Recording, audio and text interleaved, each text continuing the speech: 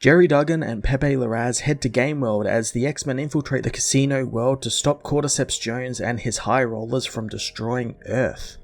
Jerry Duggan finally gets to the Gameworld story with a fun casino heist-esque issue that sees Jean Grey and her all-woman X-Men team infiltrate the casino to stop Cordyceps Jones and shut down his operation. While it was mostly set up for the next issue, kind of just setting it all in motion, I thoroughly enjoyed seeing more parts of Gameworld and that environment since it's quite interesting, all of these people betting on the deaths of planets and certain things attacking planets and all that. It seems really quite cool, and I like we learned a little bit more about Jones's plans to try and overtake Mojo, which was a really cool surprise. I like that he's involved in Gameworld as well. Jerry is really setting up a fun sci-fi crime war heist sort of thing, and I really am glad we're going there now since he set this up all in issue 1, so it's taken us 11 issues to get here. The biggest storyline this issue was Dr. Stasis, as his identity is revealed to be Mr. Sinister, or at least one of Mr. Sinister's many clones. It was kind of an obvious reveal, but one that doesn't take away from it thanks to the implications of it being Mr. Sinister. All but confirming to me that Xavier, Emma Frost, the real Sinister, or a combination of all of them are actually behind Stasis and were using him and his animals and everything as a way to destroy Scott and his X-Men, or at least try and change and hinder their operations thanks to the X-Men breaking away from the Quiet Council's control, and that was something they didn't like. Specifically, Xavier didn't like. We have also already seen parts of this with Xavier orchestrating things so that Scott quote-unquote dies, so that he can use the Captain Krakoa moniker and be a little bit more in control of them, as well as wiping Ben Urich's mind by massaging events so that Synch would do this thinking that it was for the betterment of Krakoa. All of this makes me really excited to find out more about all of this subterfuge and intrigue that's going on now that Stasis' identity has been revealed.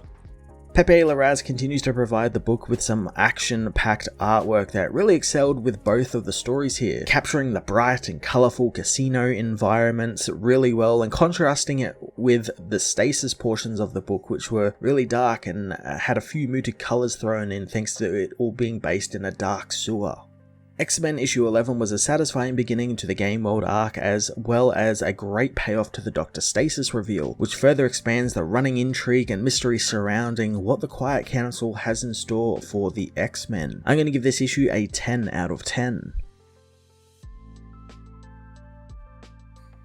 X-Men issue 11 heads to the recent past, where Mojo welcomes potential investors to Mojo World, having some major X-Men news, but before he gets to that, he wants to talk about the launch of Gameworld. One of his PAs, however, stops his speech, telling him they have an emergency as someone scary is there, a lawyer. The lawyer reveals that a majority of his shareholders have developed fungal infections, and while they are recovering, they have received an offer, give up their shares for their lives. So Mojo knows that this is Cordyceps Jones doing, wanting his money guys to make it look like they were shorting Earth, wanting the highest jackpot places there to be the X-Men and Avengers, since if they can't have Gameworld, nobody can. In the present, Polaris, Jean, Rogue, and Wolverine arrive at Gameworld, telling the receptionist that they are there for gambling, revealing that they have Mysterium to use to bet with. Thanks to this, they are given a generous line of credit, wished luck by the receptionist, but Laura knows they make their own luck. Sometime before, Rocket Raccoon tells the X-Men about Gameworld and how they gamble on people's fates, meaning one day your planet exists and the next it's busted out. He knows that afterwards corporations come in and strip the world of parts, and the money and everything else is laundered through Gameworld. He knows in regards to security, there are psi dampeners,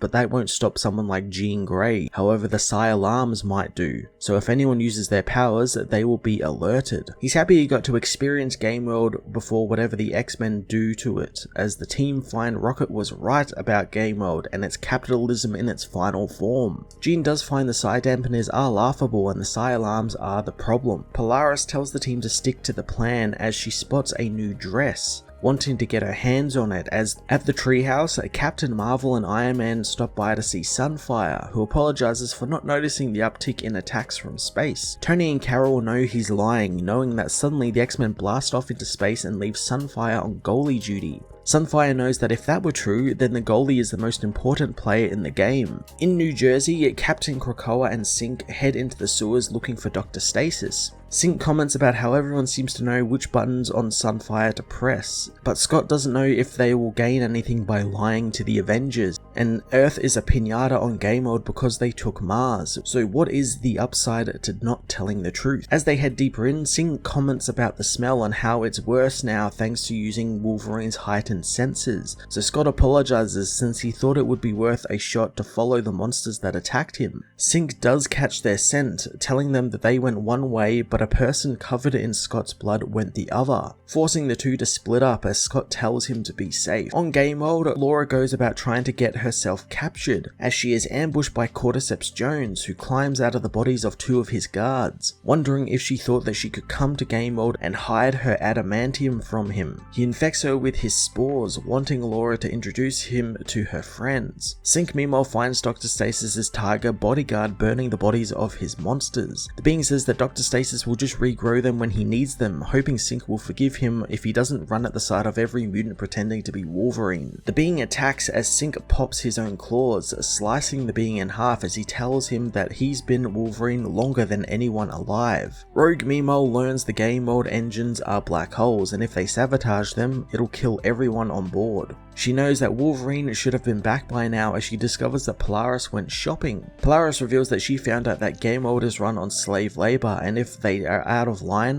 Cordyceps Jones will allow wages on the slaves' planets. She tells Rogue that Jean is in place for the distraction, citing the cyborg slot machines below them, which begin spewing out credits, causing a rush. As security responds to the incident, Jean makes it to the big game tables, telling the beings that they have had their fun and have battered her homeworld, tried to kill them off and break their planet apart to fund the casino. She warns them that if they stay at the tables and continue their games and bets, all they'll be gambling with is their safety. One of the men knows that the Earthling will want to watch as he finishes off her planet, telling Jean not to feel bad since he's only betting on something he's already won, so what does he have to lose? Jean knows he can always lose his hand for starters, crushing the man's hand with her mind as she introduces herself, knowing that she's not Marvel Girl, she's Jean Grey, and she didn't even let the Phoenix command her, so what chance does he have? She wants them to remember this day when they received Krakoa's mercy, demanding they run for their lives. She calls out Cordyceps Jones as the possessed Laura appears along with Jones. Jean is forced to fight her friend as Joan tells her not to feel bad since Jean will come around to his way of thinking too, and if she thinks everyone is afraid of him now, wait until he takes over a form of Phoenix. The spores begin to infect Jean as back on Earth, Scott finds Dr. Stasis,